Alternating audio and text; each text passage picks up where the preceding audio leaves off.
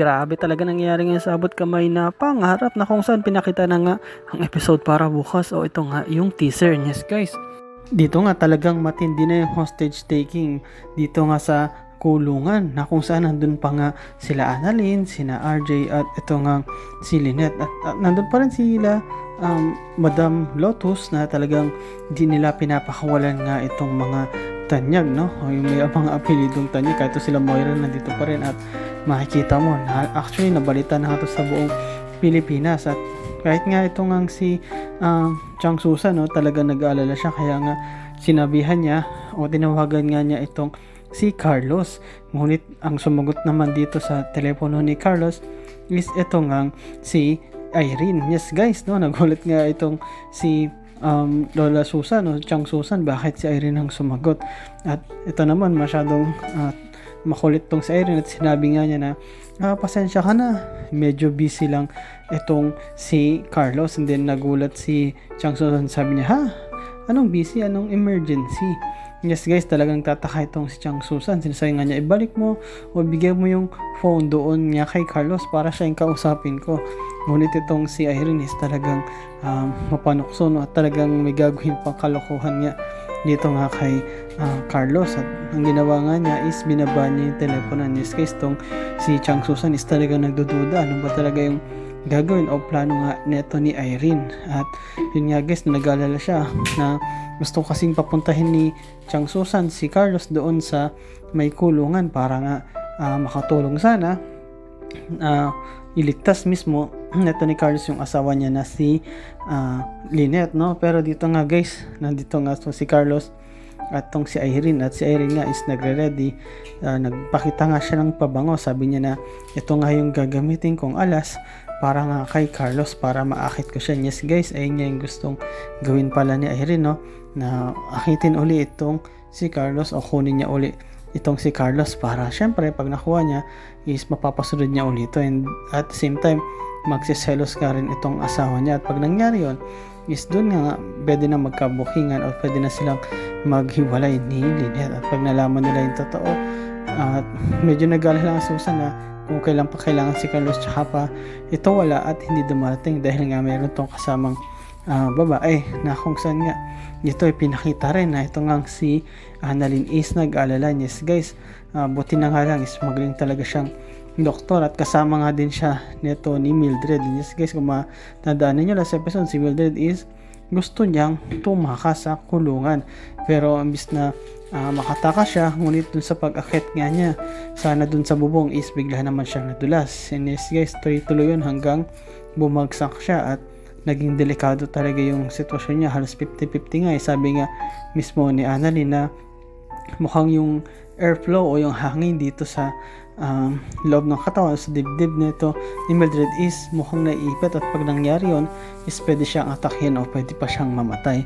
At nandun nga rin, nakasunod nga rin itong si Zoe at napagbigyan siya, no, para mag-assist nga dito kay Annalyn na gamutin nga o hanggat maaari is mailigtas itong si Mildred kasi delikado talaga yung sitwasyon niya ngayon kasi nga halos di na siya makahinga. Halos dun nga sa pangyari na pagkahulog niya is talagang nabugoktin yung ulo niya pati yung katawan niya, kumbaga na injury at kailangan niya, sabi ni Annalyn mismo na opera nito. Ngunit imposible yun kasi nga wala sila sa hospital kundi nandun sila sa kulungan tapos wala pang mga gamit. Kaya nga may gustong subukan si Annalyn na paraan para tulungan itong si Mildred kasi kahit papano naging mabait to sa kanya kahit na yung hostage taker nila kasi ito nga is gusto lang naman nilang tumakas para nga hindi na sila madawit pa o madamay kasi pag nahuli nga sila is talagang tuluyan silang mabubulok sa kulungan. At ito nga guys, pinakita din, no, itong si Justine at itong si Eric is talagang namamasid dito nga kay Giselle. Titignan nila kung ano yung pwede nilang gawin na maitulong or pag nakakuha nga sila ng tiyempo is ito pa yung gawin nila para mas lalong mapabagsak itong si Giselle. Yes guys, nasa dilema nga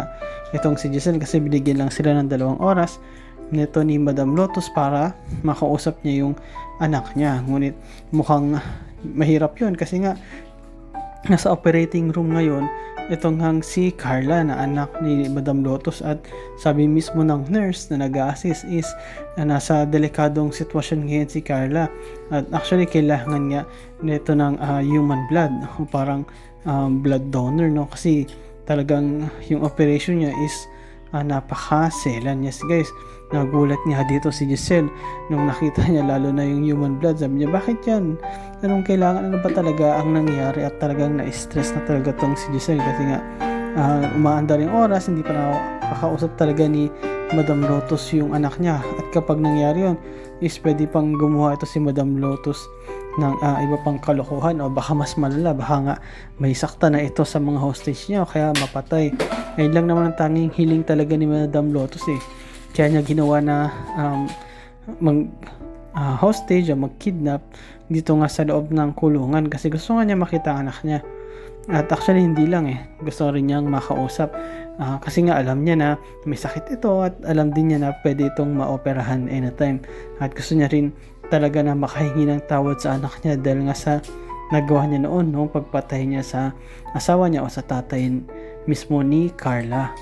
And yes guys, matagal na kasing hindi nakita ni Madam Lotus ito nga ni Leticia, itong kanyang anak na si Carla, kasi nga nakulong din siya ng matagal at di pa rin siya nakakalabas dahil nga sa ginawa niyang kasalanan na pagpatay sa kanyang asawa at ganoon din sa kanyang kabit, kaya mabigat na kaso yun, at gusto niya lang naman talaga makita yung anak niya. Yun nga lang, yun ang ginawa niya dahil di siya mapagbigyan, wala na rin siyang maisip na paraan para makita o makausap man lang anak niya, is sinugal niya na yung sarili niya, sinugal niya na mag hostage siya, at ito yung opportunity na nakita nila nung nagkaroon ng medical mission.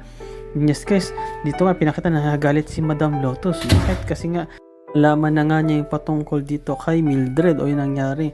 Sabi nga niya o tinatanong nga niya na bakit nahulog si Mildred doon sa may hagdan? Bakit? Ano bang ginagawa niya doon? At bakit? Tatakas ba siya? At yung mga kasama ni Mildred is hindi makasagot. Kasi nga nahiya sila, at the same time natatakot kay Madam Lotus na baka saktan sila. At nung pagtalikod ka natin yung Madam Lotus, makita mo si Madam Lotus talagang gigil-gil at tila hindi na nasa normal yung pag-iisip niya, na nakita niya si Annalyn, pinagbintangan niya si Annalyn, sinabi niya, ikaw, kasabwat ka ba sa pagtakas dito kay Mildred? Sabi ni Annalyn na hindi po. At sinasabi pa ni Madam Lotus na ikaw ba nagplano o nag-udyok dito kay Mildred na umalis? Ngunit sinasabi nga ni Annalyn na hindi po, which is totoo naman, wala namang kinalaman si Annalyn kundi dinamay pa nga siya. At makita mo talaga si Madam Lotus na tila nag-hysterical na, kumbaga parang tantrums na nga to at hindi talaga normal yung pag-isip niya na anytime pwede talaga siyang manakit ng kahit na sino, lalo na sa mga hostage niya, at lalo na meron siyang hawak na baril. Kapag ganyan pa naman ang utak ng mga hostage taker, hindi mapalagay, depressed or kung ano iniisip, talagang malabo na yan. Kadalasan pwede silang makagawa ng hindi maganda kahit hindi nila normal na nagagawa yan, pero dahil depressed na sila at may pressure din, so mahirap yun guys. Actually meron na mga pulis o SWAT na nga doon sa labas ng kulungan, tabayan na lang kung ano yung gagawin nila para mailigtas nga tong mga hostage, laban nga dito sa mga hostage taker. Pero yun nga guys, ang tanong dyan guys is, makakatakas pa ba talaga itong sila Annalyn, sila Moira, itong nga sila Zoe, si RJ at si Lynette dito sa mga kamay ni Madam Lotus o ng gang ni Madam Lotus? At ano kaya mangyari kay Madam Lotus? Mapagbibigyan kaya siya na makausap niya ang kanyang anak? Makakalabas ba itong si Madam Lotus sa bahay niya? Ano kayang gagawin ni Giselle para makausap mismo ni Madam Lotus itong anak niya na si Carla kahit na inooperahan ito? At kapag hindi kasi niya nagawa yun, pwedeng may mamatay doon nga sa mga kamag-anak niya na tanyag. At kung sakali is talagang ang masisisi dito ay ito nga si Giselle, kagaya nga sabi ni Madam Lotus na kapag may napahamak sa inyo o namatay, wala kang ibang sisisihin kundi si Giselle sapagkat hindi niya ako binigyan o pinagbigyan sa kahilingan ko. And yes guys, ano kaya mangyari bukas? So abangan natin yung full episode niyan, at salamat pa rin guys sa patuloy niyong pagsuporta sa akin, sa inyong panonood, sa inyong pag-like, pag-comment at pag-share. At yun lang guys, ingat palagi.